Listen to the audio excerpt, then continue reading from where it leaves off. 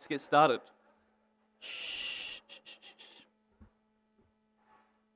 Kia ora and welcome to VUWSA's 2023 Wellington Central Debate. My name's Ethan, I'm the news co-editor at Salient and I'll be moderating today. We have lots of juicy questions lined up for the candidates. These were produced in collaboration with Generation Zero and Voices for Aroha, so shout out to these organisations as well as VUWSA for putting this on today. We also have audience questions at the end. It's my favourite part, so scan this QR code or take a picture and you can upload questions throughout the debate. I also want to emphasise that this is a debate, not a panel, so I encourage the candidates to get a bit riled up. Don't talk over each other too much, but feel free to have a go. We'll have right of reply after each segment, so you can scrap each other a little bit. And the same goes for the audience. Get feral, get raucous. We want to hear what you have to say. I encourage you to heckle, cheer, boo. These people are here to get your votes. They want to represent you in Parliament, so make your voices heard and don't be afraid to get a bit raucous. In saying that, don't be abusive. Any hateful or disrespectful language won't be tolerated. That's just cringe, don't do that. We also have a timekeeper, Catherine, shout out. They'll ring the bell when your time's up. You'll get like 45 seconds to answer most of the questions. If you keep talking, I won't be afraid to cut you off. So yeah, keep it snappy, we only have an hour. Okay, to start off, and we'll start with Scott, because he's closest, you each get 45 seconds to introduce yourself, what party you're standing for, and why you should be the MP of Wellington Central.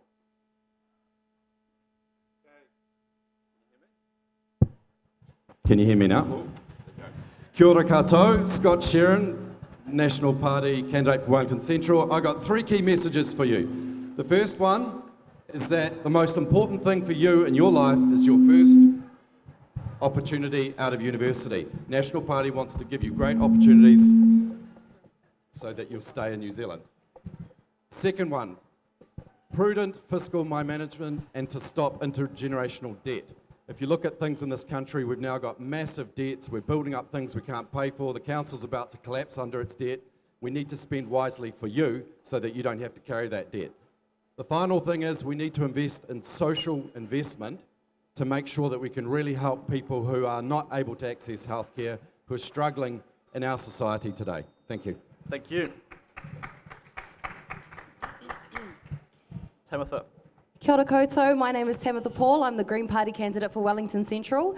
At the moment, we are running the biggest grassroots green campaign ever in Aotearoa, and we are on track to win Wellington Central. The big thing that I want to communicate to you today is that a vote for the Greens means a universal student income. It means getting rid of degrading means testing. It means that you will have $350 in your pocket every single week, including postgrad students. And we're going to pay for that by taxing the richest 0.7% in this country. It won't work, Tam. We're standing for rent controls, and we're standing for rental warrant of fitness, and for climate action. So ngā mihi, looking forward to a juicy debate.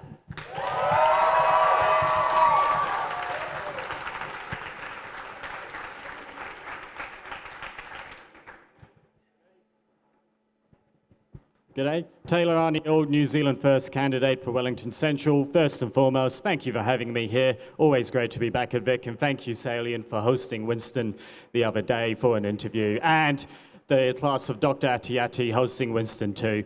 And for New Zealand First, we got two big policies for young people. The first is one that the Greens have, funnily enough, taken off us, which is a universal student allowance, something that we've stood for 30 years. And the second one is a university student allowance pay-back scheme, so that every year that you work down here after you're finished studying in your field of study, 1 year of your student loan gets written off, so that that massive debt that you have at the end of study actually looks realistic, and that you may not have it in a few years' time. So those are our two big principles for young people. Thank you. Kia ora koutou katoa, ko Mexico toku whenua, ko Natalia toku ingua. I am the deputy leader and the Wellington Central candidate for the Opportunities Party, and I am here standing in favor of a collaborative style of politics and not a combative style of politics, which I think small parties can do. I don't think any of the issues we are facing are going to be solved by one party, one term, one candidate, and we need parties like the Opportunities Party that can bridge the ideologies, the ideas, and the policy. So what I want to encourage you to do on the 14th of October is give your party vote to top, and then vote for whatever electorate candidate aligns with your values. And use the MMP voting system to the best of our capacities, which is giving different votes to different people for different reasons. We don't need to give 2 ticks to one party. Namihi nui kia koto katoa. My name is Ibrahim Omer. I'm the Labour Party candidate for Wellington Central. 10 years ago, in September 2013, I stood up here as a cleaner and challenged the politicians, local politicians, asking for living wage for all low-paid workers. 10 years on, I'm standing here as a candidate for Wellington Central because we are living in a best city. This city gave me so much. I came as a cleaner with nothing. It made me who I am today, and I am standing in front of you as a candidate. But we do have a lot of issues with housing, infrastructure, water infrastructure, and also transport. We have to fix these things because we want a city that young people come and thrive. Wellington City is what it is because of students, but we need to build more houses.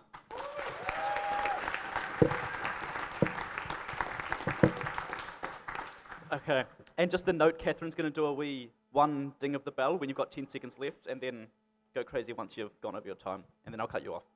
So, first round. This is a wee quick fire to see how relatable you are, how in touch you are with the student population. So the first question, and we'll start with Ibrahim, or actually maybe we just say who knows it first, so first in, first served, but I do want you all to answer.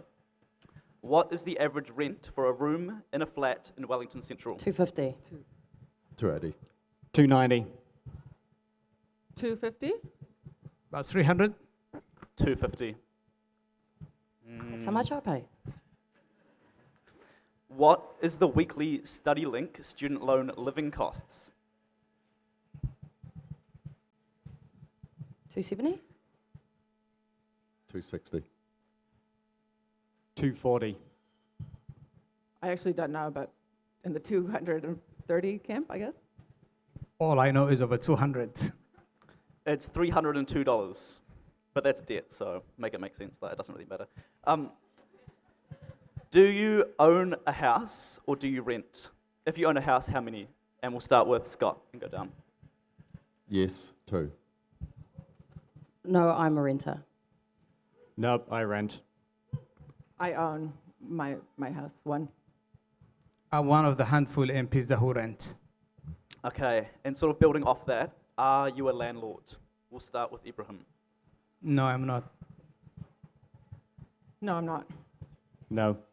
No. Yes. Okay. Some cheers for being a landlord. Wow, good on you. Anyone have any right of reply to anything said? I know, Tam, you were shaking your head a little bit in the introductions there when there were some council comments thrown around. Oh, I don't know. It just sounds like my good friend Scott wants to stand for council every time he goes off about council all the time, about the debt that the city is facing, which is true because of underinvestment from successive National and Labour governments and from Conservative politicians around the city council table who kept rates artificially low so that they could get re-elected again. But instead, he wants to blame our progressive city council, led by our mayor, Tory Whānau, for investing in decarbonising our city, getting us ready for climate change, and also investing in fixing the pipes, building more affordable and public housing, and making our city a safer place to be. We will talk about housing. Scott. Seriously, it's rhetoric, it's nonsense, it's not matched by. Read the New Zealand Herald article that says our council is going to collapse under debt. That's poor decision making. You know what I think is poor decision making? Because of the reasons I just said. Let me finish, Tam. Hey, I let you talk. Come on, chill. So last year the council decided to spend $330 million on cycleways, right? Yeah, but wait for it. So start of this year, the council was asked to spend $10 million fixing pipes, and they said no. And do you know what? People don't have water. We're going to have a water shortage. We're wasting 40% of our water. Businesses can't run because they don't have water. That's not good decision making. I'm sorry, it's just not. We've got to decide, we've got to build a country we can live in. We've got to live in this country and give you opportunities. Okay, thank you. Lots of council chats. You're welcome, Ethan. You're welcome. You all mentioned housing, so we're going to move on to the housing round with the first question. What will you do to make rents more affordable to students? We'll start with Ibrahim. Well, we all know that we are in housing crisis, and for the last few years, and this is worse when it comes to students. What is going to resolve the housing crisis that we are in? And the Labour government has made huge progress, and this is more housing building in Wellington, because Wellington is not blessed with a huge amount of land, but what we need to do is we need to build upward. So more housing, because Labour government has inherited housing crisis from the national government. We now, 1 in 10 houses in this country have been built by this government. 1 in 6 public houses have been built by this government, but Wellington is now having a share of this. We need to build more houses. We need to build more houses because supply is the only thing that's going to resolve the housing crisis we're in. Thank you, Natalia. So the Opportunities Party does have policies like the Teal Card, which a lot of you have heard me speak about, but in order to address the housing market, we need to reset a lot of the structural issues with property markets and tax and supporting young people. But the real value that TOP adds is making sure that we have a collaborative approach to the housing market. Like I said, one party won't solve the issues. A lot of things need to change. So the Teal Card will give young people free public transport, free healthcare, and a $5,000 saving boost. But we also need to reset the settings because addressing the symptoms won't address the cause. So we need to tax land, and we need to make sure that we are building more houses and lowering the cost of building supplies. The first one for us is a universal student allowance so that you're able to afford your rents to begin with and so that you don't have to be going out and getting a part-time job just to try and make ends meet. And the other big one is when it comes down to building homes, that we continue to build them and we build them in the right place where there is that transport option so that you don't all have to congregate in 1 or 2 suburbs because those options do not exist, giving you the ability to live further out of the city if you choose to do so in an area that might be a bit cheaper or where there are new houses will help lower your rents. It's about building houses in the right place and that universal student allowance. So you can trust me to be a hearty voice for housing in the city, as I have been over the last 4 years serving you as a city councillor. We've tripled the housing capacity in Wellington. We've built 200 affordable houses, and we will continue to do that. We need more public and affordable housing, but also we need rent controls. We need more transparency about who these landlords are in our city that are making us live in housing that makes us sick, that we're paying through the roof for. It's time for there to be a party that actually represents renters and actually stands up for us, because 1 in 3 New Zealanders are renters. I will be that voice. I will work with council, kāinga ora, community housing providers and developers to build thousands more public affordable housing here in Wellington, because it is the #1 issue.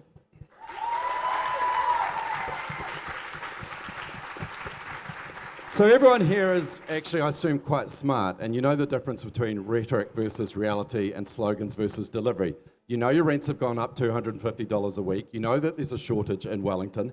You know that we're consenting at 1/3 of the rate of Auckland City and Wellington, also versus Christchurch as well. So we're not actually building very much. And so what National's going to do is we're also going to make sure, I mean, rates have gone up 12.4%, that's going to drive up your rents. So what does National do? We're going to talk to community housing providers to turbocharge the capital they have, operational expenditure. We've also spoken to private developers to incentivise them. So you won't get a 2-storied apartment in the middle of town, because it's going to be a tall apartment that people could live in. And you'll see the results. It won't be slogans. Can we respond? Yeah, go on, but be quick. Can I You're reply? right. National did pull out of MDRS, and do you know what else the National-led ACT government want to do? They want to hold street referendums, and every new house has to have 70% support on every neighbourhood to build new houses. That will drive down density. It is NIMBYism gone mad, and that is what you get if you get a National-led government. Less houses. Honestly, that's totally rubbish. And the changes in the national plan, because now you've opened that door. First of all, we'll provide a $1 billion fund to incentivise the council to build, because as I said, they're building really slow. Secondly, we'll open up greenfields. Thirdly, we will put in rules that will allow infrastructure investment, both for greenfields but in the city, because honestly, that's a big failure, that 2-storied apartment in the middle of the city. And the thing about density is about building in the right place, not in the wrong place. Okay. Too much council chat. We're running for Parliament. Come on. Forget about council. Okay, second question. What would you do to make sure that rental properties are up to a safe and healthy standard? And we'll start with Scott and then go that way. So first thing is we need to increase supply because at the moment we've got dwindling supply. That means that landlords have the power and you don't want that. You want there to be lots of supply and you want to be able to say to a landlord, I don't like your house, I'm going to go elsewhere. Secondly, we need to implement the standards. Clearly there are standards and they're not being implemented or watched. And I think we need to work with landlords as partners, not make them enemies, because this is not healthy for what we need for people. So I think that there's more of a partnership, there's more supply, and we can give you better options, more choices, and the prices will go down. Thanks. How would you implement standards? The question was about. Look, mate, I have to tell you the truth. Treasury said to the government, if you take away that deductibility, prices will can we talk rise about for the people at the bottom. And you know what happened? People did. So what you just said... This isn't about Treasury. Look, This is it's about very rental simple. standards. That decision increased prices for poor people. Okay? That's what it did. That's it. Okay. Let's just try to keep it on rental standards, safe, healthy homes. Tamatha, go ahead. This from the guy that said he's going to listen to everyone. So we have a policy in our first 100 days, we commit to looking into and implementing a rental warrant of fitness. I live in Aroa Valley in a damp, cold, mouldy flat. I've lived there for 4 years now.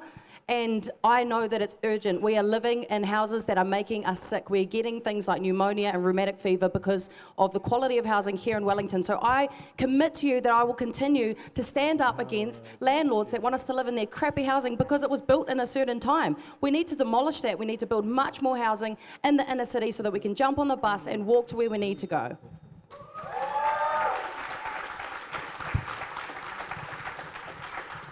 First and foremost, when New Zealand First was in government with Labour and the Greens in Supply and Confidence, we did support and pass the Healthy Home Standards Act because we did see that it was a good thing and we did agree and believe that living in a mouldy, damp, bad house is not a rite of passage. It is a health hazard. Now, one of the biggest problems with it is actually the enforcement, but one of the key parts that we want to do is actually ensure that each and every single one of you know what your rights are when it comes down to issues with your landlord, know what the healthy home standards are and what you are entitled to, and so that when you go to a tenancy tribunal to get your rights, you know exactly what you have to do to get the tribunal to make that landlord make it a healthy home. Thank you. Natalia, I saw some head shaking when the other candidates were speaking. So practically from a government perspective, a register of landlords is very ineffective. It's a good idea in practice, but it would take so much money and effort, and it's a data privacy thing. It's a really impractical idea in implementation. I would like to suggest, and the opportunities would like to suggest, that in principle, we do need to work in partnership with landlords. We already have a lot of formal mechanisms, like the Healthy Home Standards, that, like Taylor said, is really difficult to enforce at a national level. So a lot of the solutions for these houses and for the implementation of these standards is decentralizing the decisions and enforcing and empowering the councils to work with renters and work with landlords. The government, central government, is not well placed to address this problem, especially one single party on their own, unless we're going to work together. Ibrahim. Our renting market is really a mess, and we need to do better than this. I've got a few things that the Labour government has done so far. We limited rent increase to once a year. We're making sure all the homes are healthy. We made renting fee, we banned unfair letting fees, and we also stopped no-cause terminations. Now most of these policies are now going to be reversed by the National Party, and which is going to take us back to the mess that we were in before 2017. So we can do better than this. Thank you. Just saying the rental market was actually a lot better in 2017 than now. Okay, good on you. We've got, we're moving on to cost of living, but I noticed, Ibrahim, you have some notes. I'm not keen on the candidates having notes. It's not open book. Tam, I also noticed you've got some written on your hand, which is a bit cheeky. So maybe if we could put the notes away, have the courage of your convictions. Just good on you. Okay. Cost of living. How will your party help alleviate the cost of living pressures that students are facing in Wellington? And we'll start with Ibrahim. Can you repeat the question? Because I was busy putting the notes away. Cost of living. How are you going to help the cost of living for students? So in now Wellington? I've been campaigning for the last 4 or 5 months. And the biggest topic now is cost of living. And it's even worse when it comes to young people, students. So the government has taken some steps. You would have seen the half public transport for under 25 is making a huge difference. I think eventually we need to make it universal. And the dental care free for under 30s, it's huge. And we need to be taking other steps. The 10-point plan by the Labour government is helping people. But I think this is, the cost of living is getting out of touch, and that's why the government is, Chris Hipkins from day one, he made it clear that it's gonna be his top priority. It's our top priority, and we're working on it. So we think the teal card is a great idea. It's a play off the gold card. It's free public transport, free health, and $5,000 saving boost for people under 30. And what I really like about the Opportunities Party is that we are still with our sights on the UBI. We've just pushed it out because we recognize that we can't afford it at the moment. But we still think that that is an ideology worth chasing that our tax system will support. The other thing that the Opportunities will do is work with whatever government is in power to make sure that they're not forgetting about young people and holding them accountable and making sure that they are considering the underrepresented groups in any of the decisions. If polls are to be right, that is what will happen.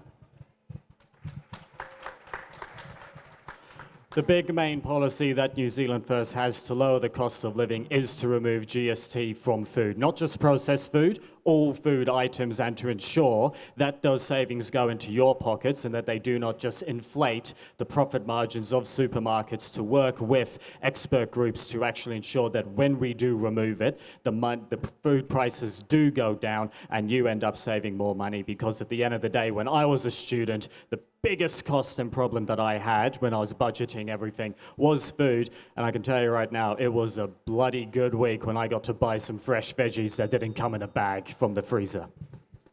Taylor, Winston Peters told me that you guys have scrapped that policy. He said you can't afford it anymore. Not scrapped it, but the big one is first adjust income tax brackets and then do the GST on food. Okay. So for us, it's about having a really big conversation and making action on taxing multimillionaires and billionaires who are paying half the effective tax rate of the rest of middle and lower income New Zealanders. We need to tax the rich.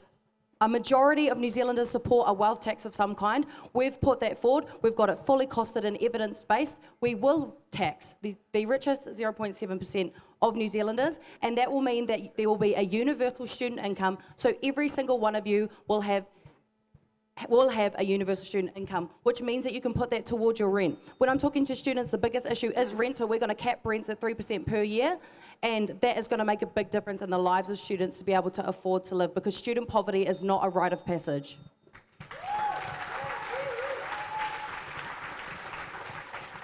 So, Greens say we'll give you more money, we'll give you more money, we'll give you more money. You see what that happened in the council. The council's collapsing under its debt. No more council Cost of talk. living, the biggest thing is inflation. And, National's got a 5-point plan on inflation. We can attack it. A lot of it's been generated by government. Our net core crown debt's gone from 5 billion to 80 billion. That's how much we've spent. But I think the bigger issue for everyone in this room is we need to raise your incomes in future, because we're becoming a poor country amongst OECD countries. We have the worst growth in Asia Pacific. We're 156 on a list of 157 for growing our economy, behind, I think it's Equatorial Guinea, which is a dictatorship. We need to create a better future for you so that you don't feel poor, and we have more taxes for social services in this country. Ethan, can I just say? Yep, very quickly. I really find it very insulting comparing New Zealand to one of the third world countries. We are the first, we are one of the developed countries, and it just baffles me. The other thing is inflation. Inflation is almost in a way down. It's under control. The economy is growing. It's projected to grow by 2.6. I think all these things are just excuses. We need to be discussing policies. That's actually cost of living is the current issue. The government has done a good job in terms of putting inflation under control. It's projected to be 1 to 3% by the end of the year in 2024. So, the inflation, all these things, it's just an excuse. So I've got to say something about that. Very quickly. Look, you guys have lived the last 6 years under Labour Greens leadership locally and centrally. I don't think you're going to sit there and say to me that inflation's under control. It's killing you. Do you know cost of living's hurting students more than anybody else? And and when we have stats like, I'm going to give you one last thing. Very quickly. Do you know our balance of trade deficit is the worst in the developed world? We are crap at exporting, we're not creating jobs, people are closing their businesses. There's nothing here for you. That's why 32,000 people net left to Australia last year. Under the last 3 years of national government was 600 people because we had a great country and opportunities for you and your Scott. future. National still hasn't told us of where that $2.1 billion of tax cut is going to come from. Thank They you. need to be upfront about it. Very quick, Natalia. Can I ask maybe if we can add a question for Scott to answer? How are you going to work with the council if you get in? And Tam, how are you going to work with national if you get in?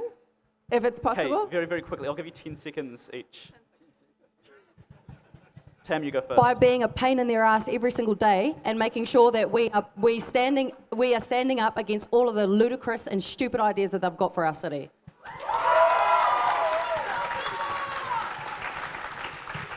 Yeah, this is where I'm very different to the person to my left, is I aim to unify and bring people together. I've been the Vice Chair of the United Nations Legal Committee, and I believe you only get better outcomes if you actually listen to everyone and include them. Okay, thank you. Thanks for indulging me. Thank you, team. Ibrahim brought up National's tax plan, and I do have some specific questions for Scott, Tamatha, and Ibrahim about cost of living. So we'll go with Scott first because of that good segue there. So, Scott, the National Party are promising tax relief for low and middle income Kiwis.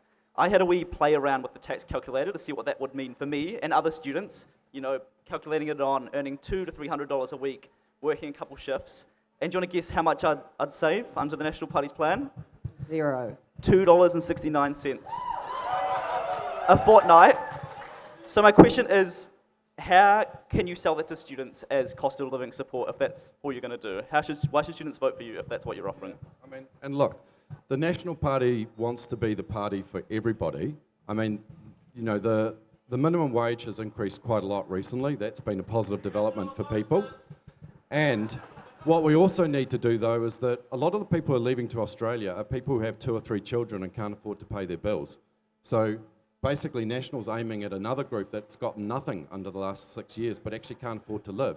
And I was Ubered here by someone who works in the government. And But what about students? What are students going to get out of this $2.69 a fortnight?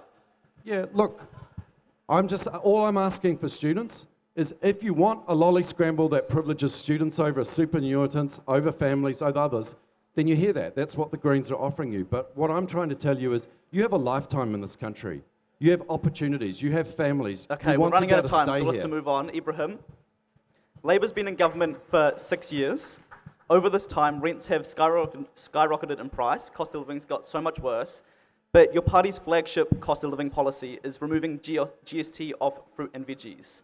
So by your party's own calculations, it would mean 500 grams of frozen peas are only 23 cents cheaper, and a kg of carrots is only 38 cents cheaper. This won't really make much of a dent for students. Why should students vote for you to support them financially on this policy? Well, first and foremost, I consider myself to be someone on the left of the Labour Party, and I'm someone who will be working hard from inside to push the party to the left. Now, why should students, first and foremost about the veggie and the fruit GST thing, we need to be doing everything we can, tangible things to actually support people. People are hurting. I've heard a lot of things about, poor people don't buy, or young people don't buy veggies and fruits because they don't buy them because they can't afford them. So we need to be doing everything we can to encourage people to be able to buy their own fruits and the veggies as well. So in terms of students, the Labour government has been actually pumping student loan and the student allowance. We made first year education free. And now we know that the tertiary education sector is suffering because of the global crisis. We have made about $523 million available for the next 4 years. And we also contributed to the job cuts that have been proposed by pumping $128 million. So is this enough? No, it's not enough. We need to be doing more. We need to be supporting our students because we're talking about the future generation of leaders. I'm someone who believes that we haven't been doing enough for students. If I am elected, if you give me your job, I will be your strongest voice in Parliament. I promise that every day day in and day out, I'll be working with you to make your lives better. Scott, did you have something to say very quickly? 5 seconds. We're running out of time. Come on, you need to be quick. Look, national raised per student contributions to this university greater than inflation in its government. It's been the opposite in the current government. We have to have tertiary education policy development. We're going to next. get onto tertiary education It's later, going to so- be a national-led government that does it, and you want someone in Parliament advocating for you. Okay, Natalia, very quickly. I just want to make a point about policies and something Scott said that I agree with. If we just develop policies for students, the inequity between students and young people will grow, which is why focusing on young people versus just students is better policy for inequity. So I just wanted to make Okay. that clarification. Tamatha, you mentioned at the start that the Greens are going to do a $385 weekly guaranteed income for students paid for by a wealth tax. But Labour, your likely coalition partner, has already ruled out a wealth tax. Why should students vote Green if the policies that you're proposing won't even get across the line? Because it's not up to the Prime Minister to rule out a wealth tax. It's up to us as the voters to say what we stand for. And a majority of New Zealanders support a wealth tax, and politicians rule things out all the time. But I think if we continue to put the pressure on, we can make it happen. And it's not a lolly scramble. If you think it's a lolly scramble, then I'd invite you to live in the life of a student for one day and tell me why it's justified that students should live in poverty and give a majority of their income to their rent, live in a shit box, get paid minimum wage and exploited by their employers, and then you want to remove any public transport subsidies that we have. A national government will make it objectively harder to live as a student in this city, and I'm standing against that. But you need you need the Green Party, otherwise Labour will not have a backbone either, because they've let us down on a number of things. They haven't brought in postgraduate allowances, they haven't Thank you, extended Tamatha. I fees think free. Taylor has something to say. Can I just say something? It is, just a clarification, it is up to the Prime Minister and Cabinet to approve a tax. I just wanted to clarify that. And I think there's a difference between knowing how to govern and knowing how to advocate. There will be Advocacy Green is MPs important. around the Cabinet just- table. can I I- give you my word. Right, if they get into the Cabinet, then you will decide. Taylor? Yeah. I'll put it to you like this. A wealth tax on paper sounds absolutely fantastic, but there's absolutely nothing stopping people who earn a large amount of money taking that money to Australia, living there for 6 months and 1 day, and then they classify an Australian tax resident, and then they pay $0 in New Zealand tax. There is nothing stopping them from turning around and breaking down their assets or their property portfolios into smaller groups, giving it out amongst their family, so then they pay $0 on it. The Green Party Thank you, wealth Taylor. tax is not rooted in reality, because there are Thank you, three Taylor. things in life: death, taxation, and tax Good on evasion. you, Taylor. Thank you. So a vote for a wealth tax is a vote for Australia, because the 32,000 people that left is going to become 60,000. The Norway example, which is about, I think, 1/3 of what's been proposed by the Greens, led Norway to lose tax revenue because everybody moved overseas and took money. One person took $40 million worth of tax. There's a 20% compliance. I tell you who'll get rich?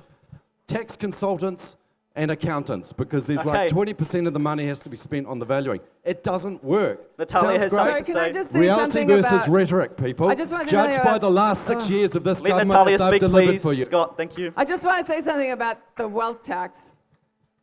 It won't mean that people will leave the country with their money. If it does have flaws, it will be money putting their money in trusts and LLCs.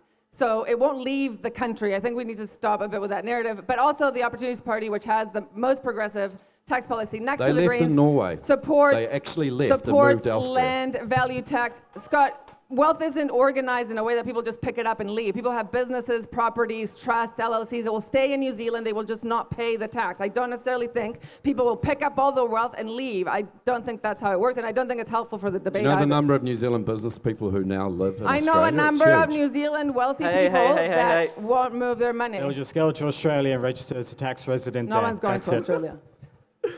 Okay. We want the tax money. I think we all need to take a bit of a deep breath after that one. Okay. Public transport. We'll do a quick one. We'll start with Scott. How did everyone commute here today? How did you get up to this debate? Uber. Walked. Walk. I drove my new car. What kind of car did you get? I bought a car because I have 3 dogs. It's not electric. I'm sorry. Please don't lose votes because of that. I usually bus and bike. I just bought it. I'm a notorious public transport user. I took 22 from Pipitea to here.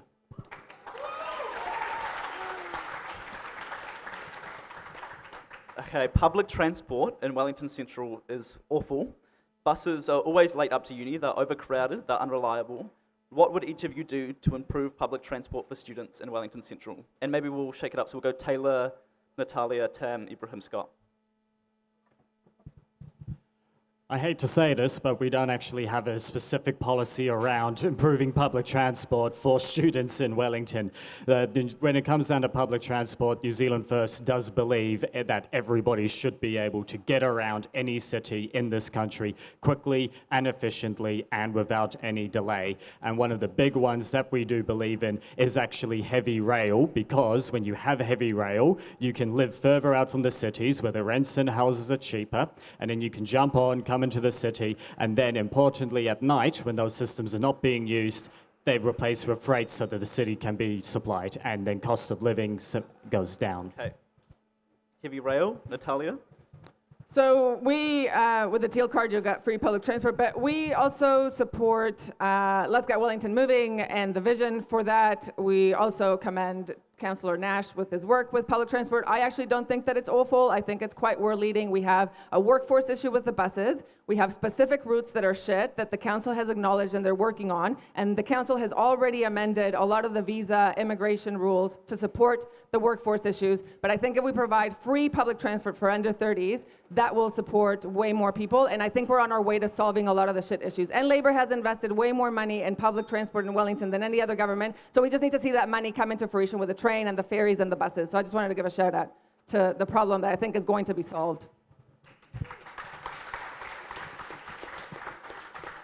So our city is choking. Traffic congestion is getting worse. Climate crisis is getting worse.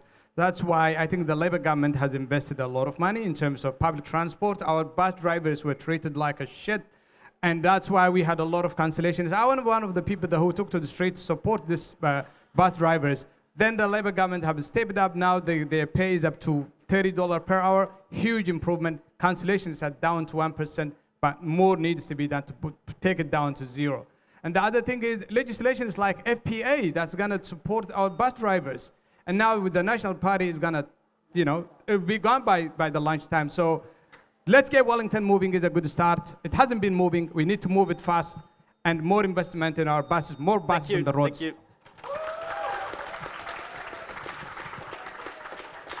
So one of the things that makes our public transport system unreliable here in Wellington is that we have a shortage of bus drivers. And if you talk to a bus driver, one of the biggest things holding them back is that they can't afford to live here. So affordable and public housing is a big thing that we need to do to make sure that bus drivers can live here.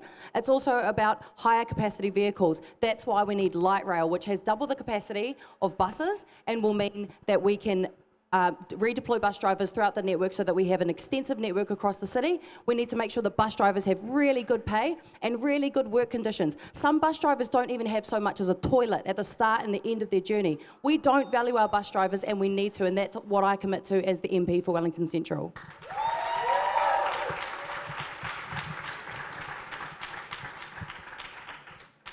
Anyone interested in public transport should read the 2013 Public Transport Spine Study, which really looked at Wellington in great detail. It's amazing. It recommended bus rapid transit. It said that light rail was unaffordable and would cost 5 times as much. I think we need to go back to that plan, because at the moment, buses did used to work really well, but we're making a lot of roading changes in the city, which are slowing buses down at rush hour. Waka Kotahi has money that it puts into these programs. As a Wellington Central MP, I want to get people around the table, talk with local communities around the city who think that some of the choices we've made have actually slowed things down, and I agree with them. Can I respond? Yeah, so you need to get more up-to-date information than a report that came out 10 years ago, because I've talked to engineers who have delivered light rail in Brisbane, the Gold Coast and Sydney. It is entirely possible, and the reason that bus rapid transit won't work because we don't have enough drivers. So we need higher capacity vehicles, we need light rail, we need articulated buses, bendy buses, bigger buses, and that's what's going to help us, because we cannot attract the bus drivers. Bus rapid transit will not work. You talk to anybody who has actually delivered light rail in other cities, that is what we need, and it is entirely entirely possible, and don't let anyone tell you that we can't have nice things too, and we can afford it. Quickly. You know, it's nice rhetoric, but it actually doesn't stack up with the experts. And the reason is, the proposal the Greens have is a single line north to south. Our topography doesn't work for this. Our population doesn't work for this. The first significant earthquake we get, the whole system's stuffed. The problem is really around rush hour, and the bus experts, including a really great guy in the council, Tony Randall, will tell you we are trying to, you know, we're not mastering the present, we're dreaming of the future, and the Labor government's not going to fund light rail. And the council's sinking under debt. It has this massive financial crisis. It's a dream. Council. Labor Okay. government hasn't said we're not going to fund the light rail. Can I also say that the only policy the National Party proposing is building more roads, which is going to make climate change worse, the traffic congestion worse, and this is primarily going to hurt In young the future, people we're going to and have zero students as emissions well. of vehicles. So I we think. can't keep doing the same things and over. All of a sudden, we think the magic is going to happen. We need to be resilient. We need to be innovative. We need to be thinking out of the box. The National Party are out of ideas. Okay. Taylor, very quickly, then Tam, then Natalia. Look, I'll put it to you like this. With light rail, it looks like a great idea, but the question that all of you need to ask is how do we support the infrastructure? Where are we going to put the rail yard? Where are we going to put the engineering workshops? You don't see that anywhere at all in the plans. You don't see them saying they're going to put it on this Natalia, park or that park. thank you. That's what you need to ask. Yep, Natalia, go ahead. Oh, you just said zero emissions vehicles are the future, but you want to scrap the clean car discount, and you want to add road user charges to because EVs. we want It's to give bullshit. the EV charges so people Bullshit. can actually use cars, because we've got one of the lowest levels of EV charges in the world. They will make Seems pretty EVs stupid more that we haven't expensive got them, and more right? 'Cause inexpensive. Natalia Market has is something gonna to interfere. say. Everyone, calm. Do you want to support the Tesla drivers, the rich Tesla Let drivers? Natalia speak, please. I don't want to scrap 1.5 billion for. I just want to say, I don't bring up Mexico City in my hometown very often, but I'm going to bring it up now because I think it's relevant. We built a city in Mexico City for cars. 20 years ago, we had this problem. Different scale, different context, yada, yada. Building cities for cars brings more cars. It's as simple as that. It's not rocket science. So what the council is doing about diversifying away from cars is a really good idea. So I just wanted to support that because it annoys me that we want to build a city for cars and we don't want more cars. We don't. They suck at all capacity, electric or otherwise. Okay. Thank you. I was going to ask all of you if you support light rail, but I think we already got the answers to that one. So I might ask the audience, see what the public think. Can I get a cheer if you support light rail? Okay, that was pretty loud. And then a cheer if you don't support light rail. Okay, one more public transport question. We'll start with Scott and we'll be very quick, yes or no. Do you support keeping the government's current policy of half-price public transport for under 25s? Personally, yes. But that's not your party's position, is it?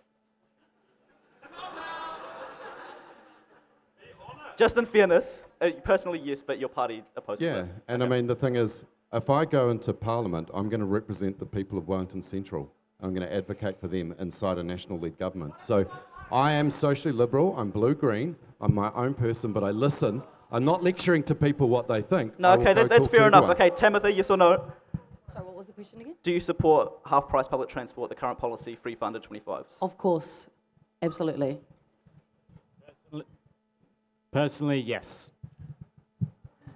Yes, personally, and our party has a policy for free public transport for under 30s. It's a Labour government policy, so hell yes!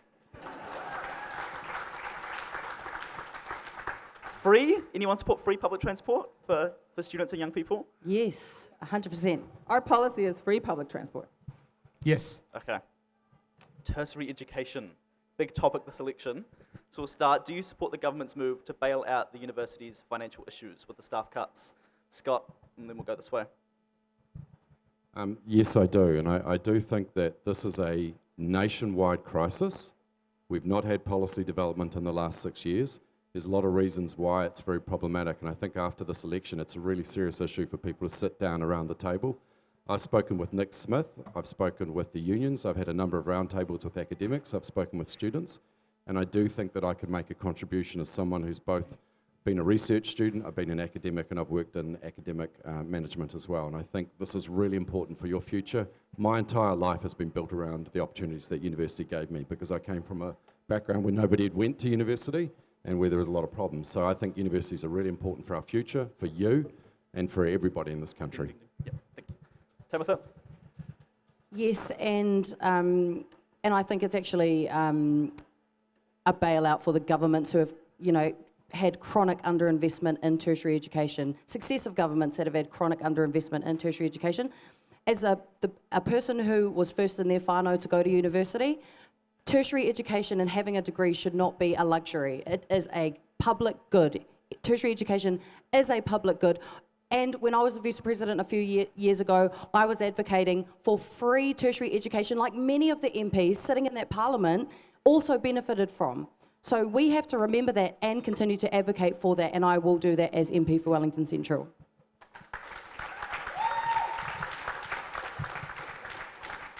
I do support it. However, at the end of the day, we don't want to have a system that gets that there's a big shock or something really big happens, and then suddenly it needs to go back to the government to get another bailout, because otherwise it's not going to be delivering classes and people are going to be losing their jobs.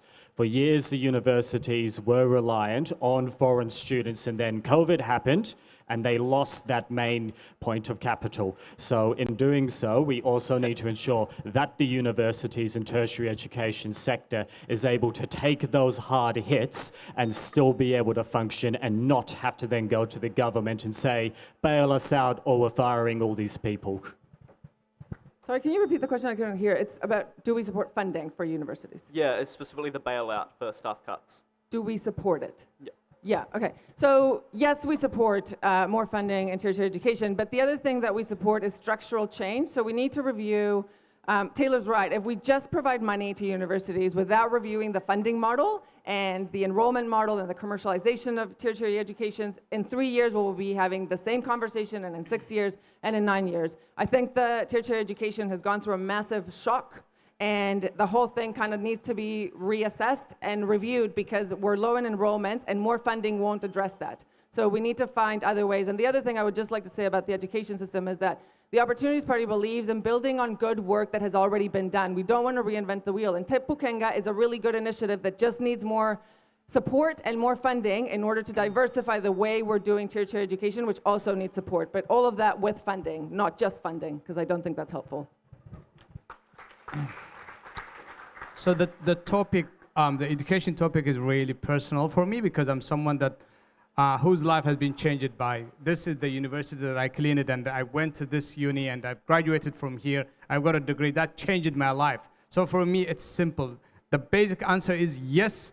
And now the global inflation and the economic outlook is really hurting the education sector. The Labour government tried to help by providing $500 million for the next 4 years, but also providing $128 million to save some of the proposed job cuts. But that's not enough. We need to be investing. We need to be, if we want to have a world-class education, and we want to make sure that it's a public good, and that we need more investment. So yes. Okay. Now, I'm pretty sure you're all on the record saying you support the current fees-free program. But I want to ask if you support extending it, and we are running out of time, so we'll just do a yes or no. Start with Ibrahim. Do you support extending fees-free to other years of study? Can you repeat? Sorry. Do you support extending the fees-free program to your second and third year? Like no paying. Yeah. So in principle, this is just me. I don't know the party policy or lines. Yes. No, because we want to support all young people, so we rather prioritize giving free transport, free healthcare to all young people, not just students.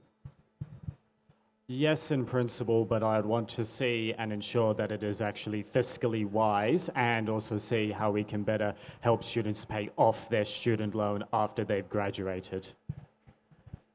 Yes, because it is a pathway to making sure that tertiary education is a public good and more people have the opportunity to come to university, particularly those from disadvantaged backgrounds. So it's $250 million, and I think that it should be targeted to those who need it most, because it hasn't actually helped improve accessibility for those who are from backgrounds that are poor. Okay. Do you support increasing the eligibility of student allowances? We'll go yes or no. Start with Scott.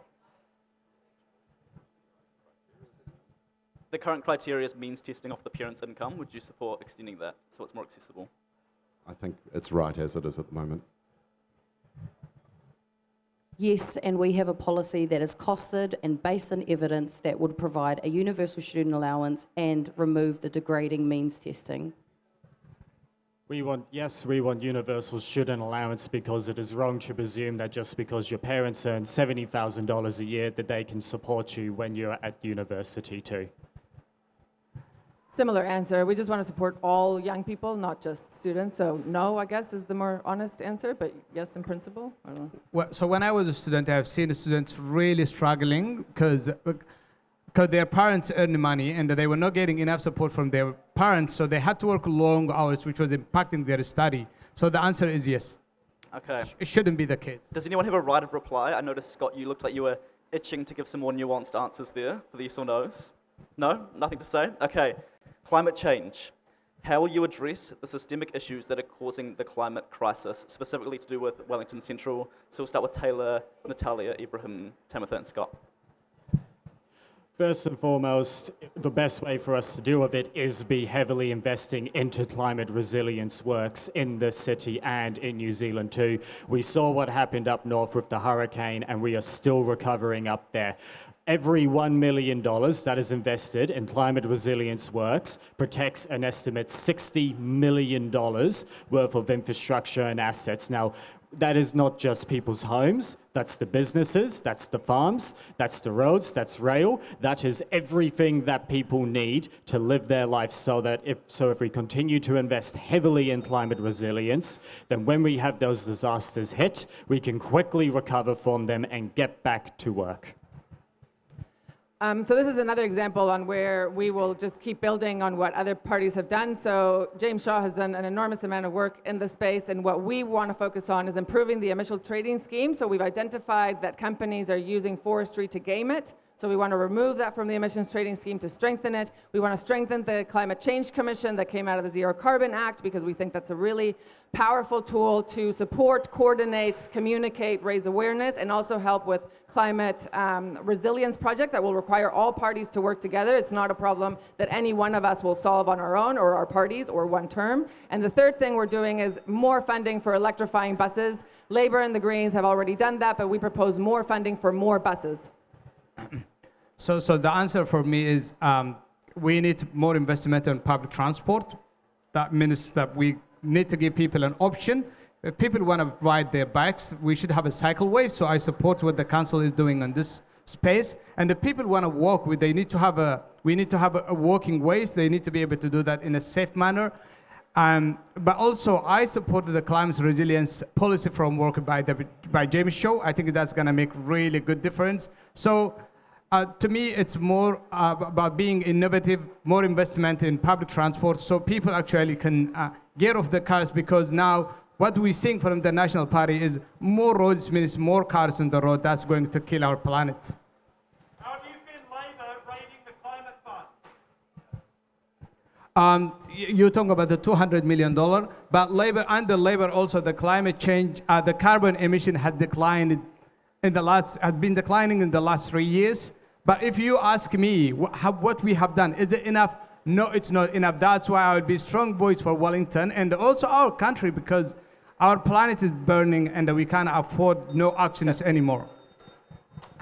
Okay, so 50% of our emissions in our city come from private vehicle usage. So the number one thing that we have to do is move people into sustainable modes of transport. We're one of the highest public transport using cities in the whole country. So we need light rail, as I said before. We need really good buses. We need safe and separated cycling infrastructure. We need to be helping people to get onto e-scooters and making sure that our streets are safe to walk on. Another big source of our emissions is building energy, so we need to look at that, and the Greens have put out our clean power payment. But it's also about looking at our waste, because a large chunk of our emissions comes from all of the food that we put into the bin that turns into methane. So we need to make sure that we have organic food waste collection in our city, and I will be a hearty voice for the necessary climate action that we need, because it is not too late to reduce our emissions and to avoid catastrophic climate change. Thank you, Scott. So we need to reduce our emissions to protect the planet, and we can also do it in a way that creates opportunities and jobs for people.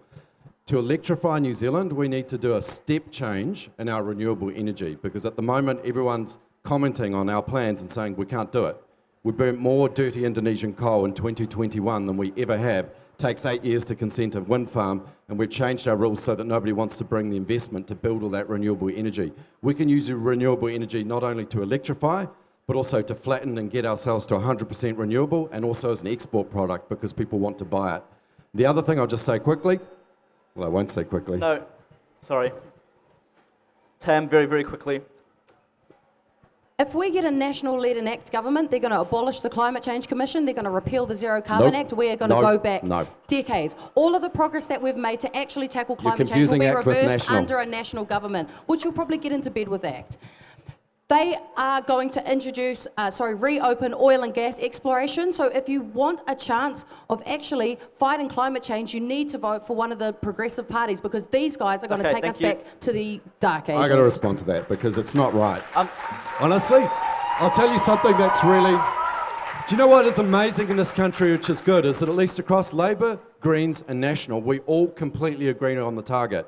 The issue is who's got the best plan to actually execute it, and I think that National has. Not them, and let me tell not you one. them. Oh, hang on, let me have my voice. Okay. Let me have my voice. I'm going to say one last thing. Very quickly, we're running out of time. We need to do audience We need to questions. reduce emissions from cows and methane. We can do it by 30% with technology that's available overseas. It's been approved in 45 countries. Okay, thank Because if you you. reduce the cows, you reduce the exports, And you the- reduce the taxes, and the and we will National not have Party- money for education or healthcare. Is the National Party going to stand up to David Seymour and say no, because he's been openly saying that he's going to get rid of the Carbon Reduction Act? David Seymour is not here. He doesn't like me, but that's okay. Audience questions. Okay. One of the audience questions, I'm just looking at them now. There's heaps there. We've got, what do you admire about the other candidates? I feel like that could be good for the collective spirit after this debate. There's a lot of hostility there, so we might Thank you for whoever asked that. If each candidate could say one word to describe the other candidates, so we'll start with you, Scott. If you could use one word to describe everyone sitting beside you there. Dedication. Oh, like per candidate, sorry. Like one word for Tam, one for Taylor, one for Natalia. So, Tam, dedication. Taylor, I think passion. Natalia, I think, it's not one word, but bringing everyone together. And Ibrahim, I think he has a lion heart, sincerity. Okay. Scott, confident.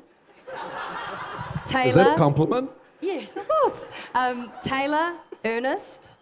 Natalia, incredibly smart. And Ibrahim, I would say determined. This is actually it's the same word for all of you, and that is actually kind, because, and I know that sounds cheesy, we could be at each other's throats at every single debate, but we are not. We are all, before and afterwards, we all have good talks with one another. We both agree on quite a few issues. We all treat each other the way that we would like to be treated. Aww. Scott, patient and brave. I think standing in Wellington Central as a national candidate, I have all the power to you, brother. But have you seen the polls? Eh? Oh, no, I do, and incredibly smart. Tam, I only wish I had your fierceness and your professionalism at your age. You're outstanding, you're a bright, shining star, and I look forward to whatever you do. Taylor, you're the progressive young leg of New Zealand First, and I can't wait to keep talking to you about your other candidates that I just don't understand. Abraham, that coffee we had at Parliament, sharing our backstories and our immigrant stories, and just your drive and determination and kindness and everything you bring to this debate and to this electorate, we're all better off for it. This is really a tough question. Because I've been on campaign trail with these people the last few months, and I've utmost admiration for all of them. I'm going to start with Scott. He's actually a really good guy, and I like his calmness, and he's super bright. Obviously, he's a human rights lawyer with PhD, and that speaks volume about him. But really good guy. Tam, I've said this before, and I've said it again. She's a young warrior. That's how I describe her. Tyler is someone that I can really have endless discussion. Is someone I can go out with dinner with. Good guy, very super smart as well. Natalia, she's like a mother figure. She is so kind. I've never seen someone as kind, as dedicated, as committed, and very loving as well. Okay. Just a few more audience questions. There's heaps there, so I have to pick some random ones, and we'll maybe do it like in 10 words or less. Vaping has become an epidemic for young people. Vape stores have seemingly no restrictions on how they market to young people. What will your government do? Scott, you start. I think we do need to introduce targeted restrictions on vaping. The Perfect. evidence. Tamatha? So what is our policy on vaping? Yeah, your policy or your personal view on how to control the vaping Well, regulations. I've talked to local iwi actually about vaping and our smoke-free city goals, and Ngāti Toa particularly doesn't want vaping on their whenua, so I support their call for that. We don't have a vaping policy per se, but we do believe that there does need to be tighter, realistic restrictions around vaping, because if you try to put in unrealistic ones, people will find a way around them. We have a petition in our website about vaping, and I really can't remember the details, I'm sorry. Just want to be honest. But we do have something on our website. I'll look at it today. So the Labour Party has quite a few policies in the last few months, and the vaping it's like a pandemic. I've spoken to a lot of parents who are really concerned about this, and because some of them are next to schools as well. So we need to ban them anywhere near schools and churches. And I think it's really like I describe it as a pandemic. We need to be doing everything we can to protect our young generation. Okay, thank you. I would love to ask some more audience questions, but Scott and Ibrahim do have to go. So before we completely finish, I quite liked that little audience interaction we did before with the light rail, so I might do it with the candidates to do some polling to see who's the most popular. VUWSA can't afford their own poll, they're really expensive, so we'll just see what the crowd thinks. I'll say someone's name and give us a cheer if you're gonna vote for them. So we'll start with Ibrahim from Labour. Natalia? Your party vote. Taylor? All good, I want your party vote. Tamatha?